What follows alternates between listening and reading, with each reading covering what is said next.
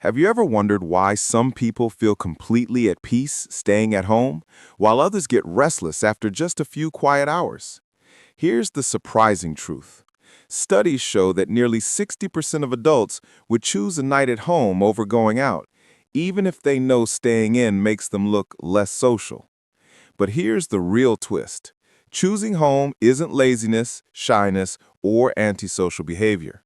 For many people, it's a highly intelligent, deeply psychological survival strategy.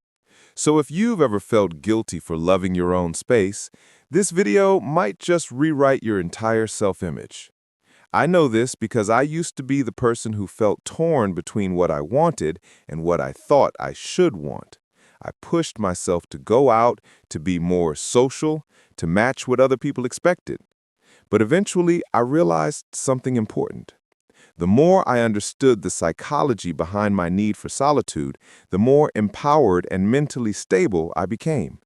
So today, I want to share that same clarity with you. In this video, you're going to learn the psychology behind people who genuinely love staying home, the hidden strengths, the mental habits, and even the evolutionary wiring that makes the homebody mindset so powerful. And by the end, you'll understand not just why you are the way you are, but how to use that trait to improve your productivity, your relationships, and your peace of mind. Here's the truth most people don't talk about. People who love staying home aren't avoiding the world. They're managing their environment. Think about it. At home, you choose the noise level. You decide who enters your space. You control the energy around you. But in the outside world, everything is unpredictable. A friend of mine once told me that every time he walked into a crowded room, his mental browser opened 30 new tabs at once. At home, those tabs finally stopped refreshing. And that image stuck with me because it's scientifically accurate. Research from the Journal of Experimental Psychology shows that people with higher sensory awareness or anxiety sensitivity feel safer and more focused in predictable environments. Actionable insight. When you choose to stay home, you're not hiding, you're reclaiming control. Use that awareness to design a home environment that supports your mental stability, not just your comfort. But here's where it gets interesting. Some people recharge socially. Others recharge through solitude. Neither is superior, but solitude seekers, they often think deeper. There's a study from the journal Personality and Individual Differences showing that people who enjoy being alone tend to have higher levels of creativity and self-reflection. Why? Because your brain finally gets uninterrupted space to process information instead of reacting to input. Imagine your mind as a powerful machine. In social settings, it runs in reactive mode, responding, adjusting, adapting. But at home, it switches to generative mode, creating, analyzing, imagining. Story moment. A viewer once messaged me and said, "I finally realized that staying home isn't me being antisocial. It's me accessing the best version of my thinking." That's it. That's the transformation. Actionable insight. Protect your solitude like you would protect your sleep. It's not optional. You literally think better because of it.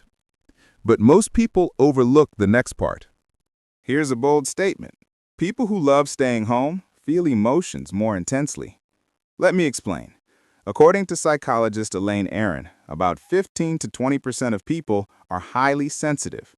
They experience deeper emotional processing, stronger empathy, and quicker overwhelm. Many of these individuals naturally gravitate toward home because it's the one place where emotional noise quiets down. Imagine being someone who feels every tone shift, every expression, every unspoken pressure. That's draining, and it makes home feel like a sanctuary. Personal moment. I used to wonder why certain social events left me mentally exhausted, even if nothing bad happened. Once I understood sensitivity, suddenly it all made sense. Actionable insight. If you're emotionally sensitive, create emotional boundaries. Not walls, boundaries. You don't have to attend every gathering. You don't have to absorb every mood. Give yourself permission to protect your emotional bandwidth. Here comes a pattern interrupt. Have you ever noticed you solve problems better when you're alone? Let's talk about why. Socializing uses a massive amount of cognitive energy. You're reading cues, remembering names, managing impressions, adjusting your behavior. It's like running background software all day long.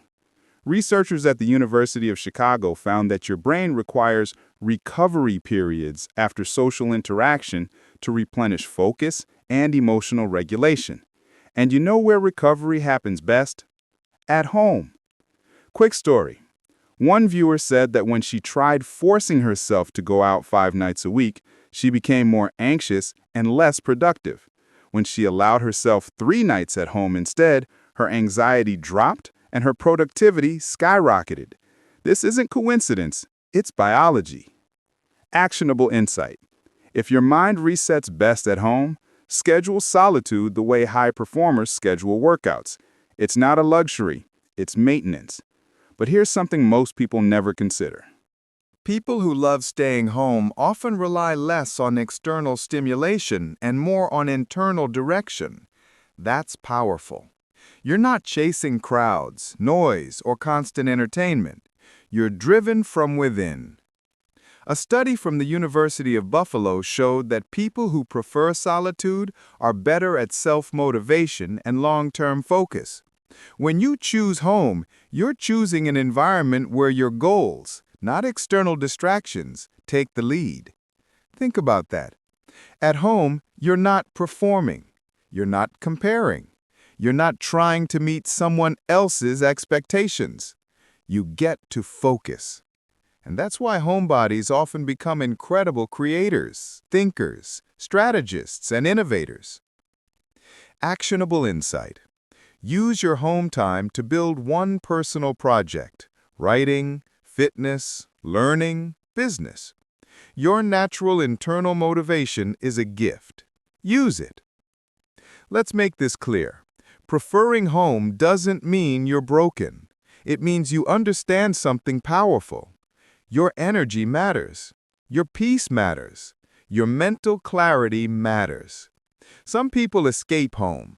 Homebodies return home. There's a difference. The world will tell you to get out more, to be more social, to stop isolating. But homebodies aren't isolating, they're optimizing.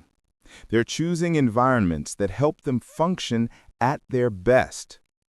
Actionable insight. Don't apologize for how you're wired. Explain it when needed, but never defend it. Your psychology is your compass, not a flaw to fix. So let's bring it all together.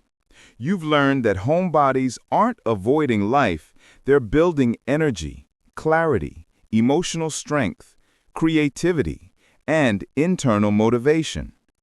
Staying home is not a weakness, it's a strategy.